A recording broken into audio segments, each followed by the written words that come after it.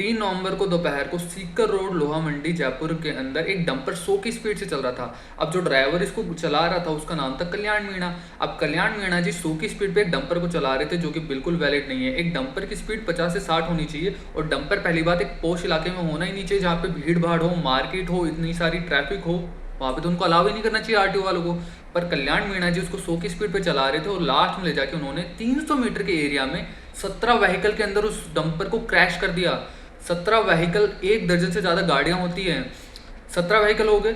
आप वो फुटेज देखना, जो फुटेज है वो बहुत ज़्यादा दर्दनाक है। कितनी स्पीड से आ रहा है, कैमरा भी उसको कैप्चर करने में बहुत टाइम लगा रहा है कि वो इतनी स्पीड से आया, इतनी स्पीड से निकल गया।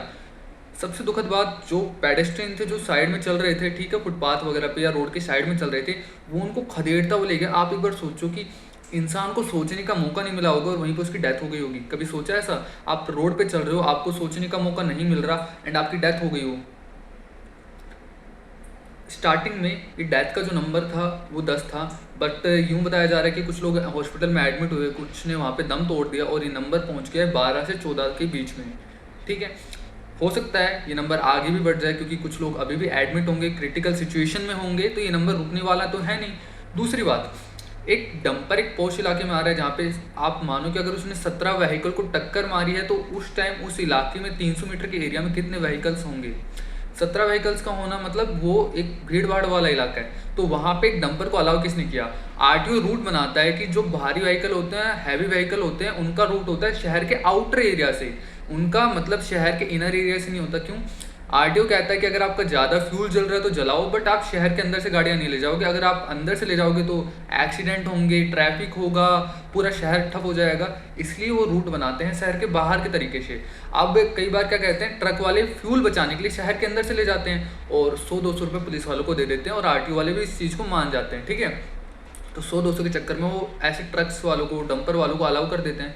एंड रिजल्ट क्या आता है? जो आपके सामने आए हैं, जयपुर के अंदर 14 लोगों की जान जाना, वो भी ऐसे लोग जिनकी कोई गलती नहीं थी।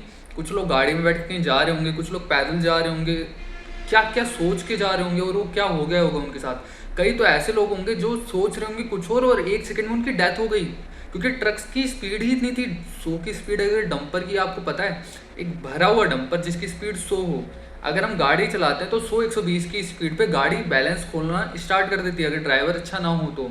अगर ड्राइवर मॉडरेट है तब भी बैलेंस वो नहीं कर पाता।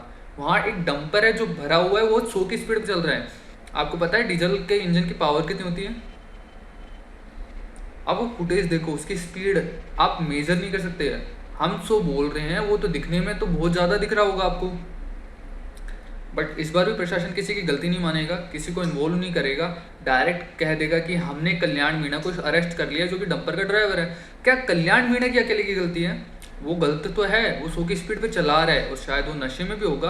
और वैसे कल्याण मीणा को ऑन द स्पॉट अरेस्ट कर लिया गया था, लोकल्स ने उसको पीटा भी था, और इतना पीटा कि वो इंजर्ड हो गया, उसको हॉस्पिटल में भर्ती कराना पड़ा। अभी वो हॉस्पिटल में भर्ती है, बट एक पुलिस की कस्टडी में ही है। ठीक है, क्या सिर्फ कल्याण मीणा गलत है? क्या वो लोग वहाँ पे प्रशासन गलत नहीं है कि एक डंपर को उस एरिया तक लाया कैसे गया? डंपर अगर वहाँ तक आया तो किसी न किसी की नज़र से तो आया होगा। अगर नज़र में नहीं आया तब भी प्रशासन गलत है, अगर नज़र में आया है तब भी प्रशासन गलत है।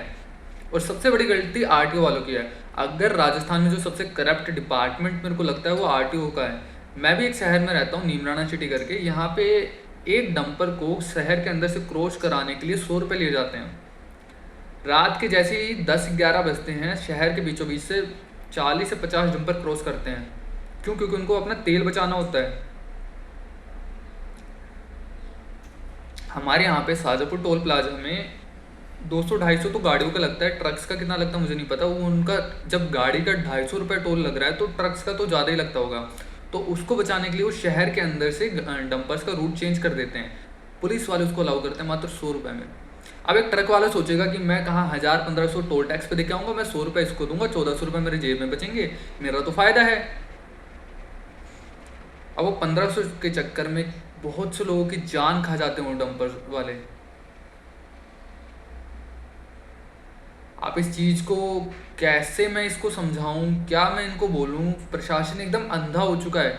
आप रिसेंटली देखो, बस एक्सीडेंट हुआ था जोधपुर में, उसके बाद कुनेरू में हुआ था स्टैम्पेड, ठीक है। उसके बाद अपने तमिलनाडु आंध्र प्रदेश में भी बस के एक्सीडेंट्स हुए हैं, लखनऊ में भी बस का एक्सीडेंट हुआ है, मीन्स उसके अंदर आग लगी है, एक्सीडेंट ही एक हुआ, कितने लोगों की जान गई है और जिम्मेदार कोई नहीं। हाँ, हर एक के पीछे रीज़न एक ही है, आरटीओ। जैसलमेर में भी आरटीओ ही रीज़न है, लखनऊ में भी आरटीओ रीज़न है, तमिलनाडु आंध्र प्रदेश में भी आरटीओ ही रीज़न है, और यहाँ पे भी आरटीओ ही रीज़न है।